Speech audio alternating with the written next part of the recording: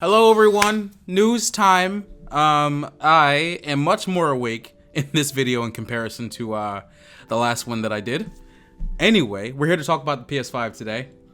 And oh boy, exciting news. So that interesting form factor that it has, I want to start with this. This design that we saw, turns out it wasn't fake, it was real. It was a very real render, and but it is a dev kit. And I think most people, I think there are a certain amount of people that think that this is the real design, or this is the design that the consumer is gonna get, that we're gonna see. No, this is just the dev kit. I'm pretty sure we're gonna see like certain aspects of this design, but it's not gonna look like this at release for everyone. At least I don't believe so.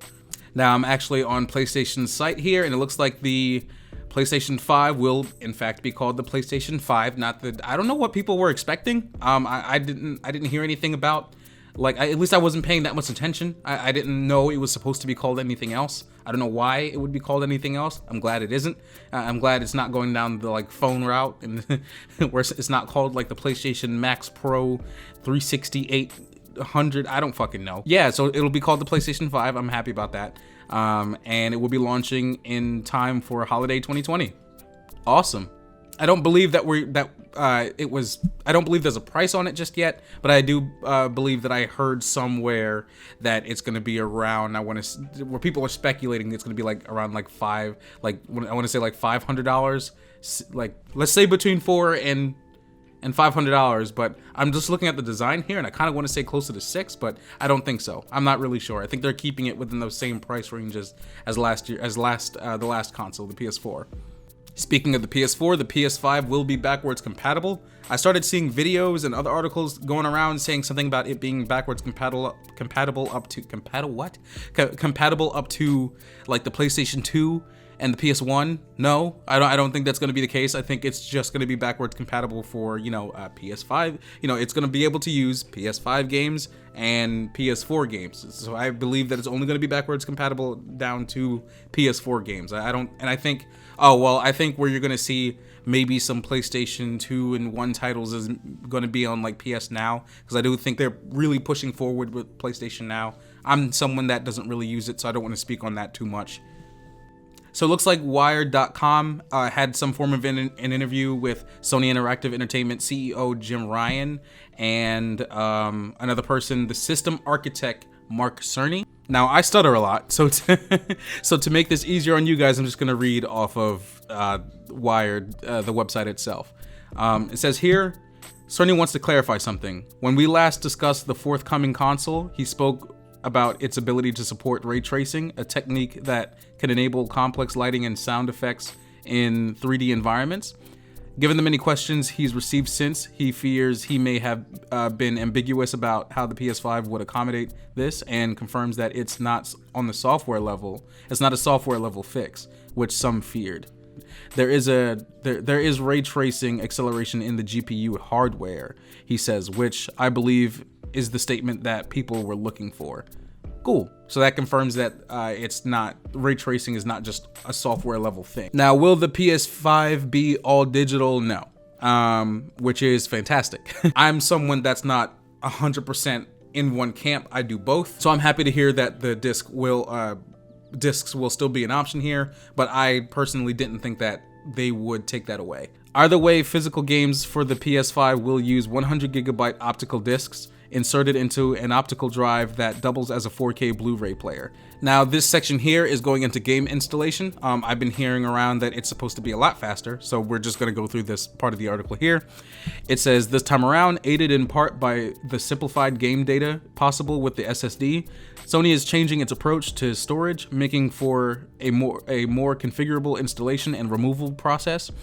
Rather than treating games like a big block of data, Cerny says we're allowing finer-grained access to the data. That could mean the ability to install just a game's multiplayer campaign, leaving the single-player campaign for another time, or just installing the whole thing and then deleting the single-player campaign once you've finished it. So that's cool. So that's games like like Call of Duty or Battlefront. I'm gonna use Battlefront as an example because I know for me Battlefront took a very long time because I just re-downloaded that game, Battlefront 2. I've been having a great time with it. You know, now that they've fixed a lot of things, it took a very long time to download. And I know personally for me, like I'm not really bothering with I haven't bothered with the campaign. So it's this right here where that would help me is so that I could download the multiplayer and hop right into the multiplayer and not worry about not worrying about downloading the campaign until later. That way it's quicker for me to get to the game of where I want to be in the game. Here it says the PS4's bare bones home screen at times feels frozen in amber. You can see what your friends have recently done or even what game title they might be playing at the moment, but without launching an individual title, there's no way to tell what single player missions you could do or what multiplayer matches you could join. The PS5 will change that. Even though it will be fairly fast to boot games, we don't want the player to have to boot the game to see what's up. And then I'm gonna skip down a little bit. It says Cerny says multiplayer game servers will provide the console with the set of joinable activities in real time. Single player games will provide information like what missions you could do and what rewards you might receive for completing them. And all of those choices will be visible in the UI. As a player, you just jump right into whatever you like, which is really cool.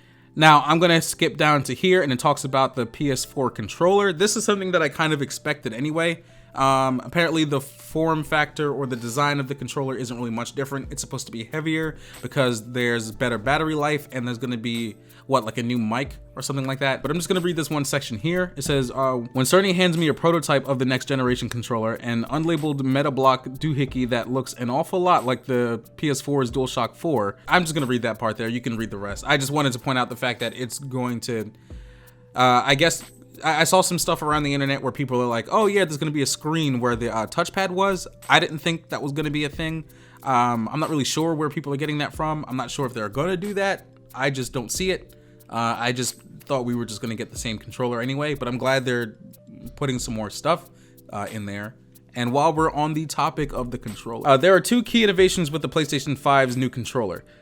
First, we're adopting haptic feedback to replace the rumble technology found in the controller since the 5th generation of consoles.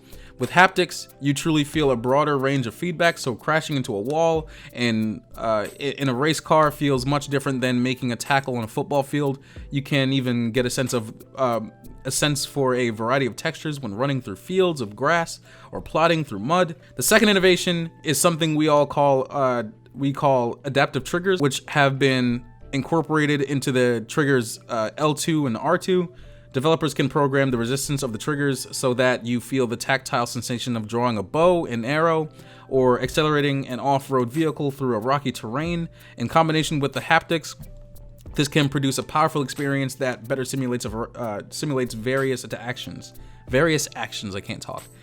Game creators have started to receive early versions of the new controller, and we can't wait to see where their imagination goes with these new features at their disposal.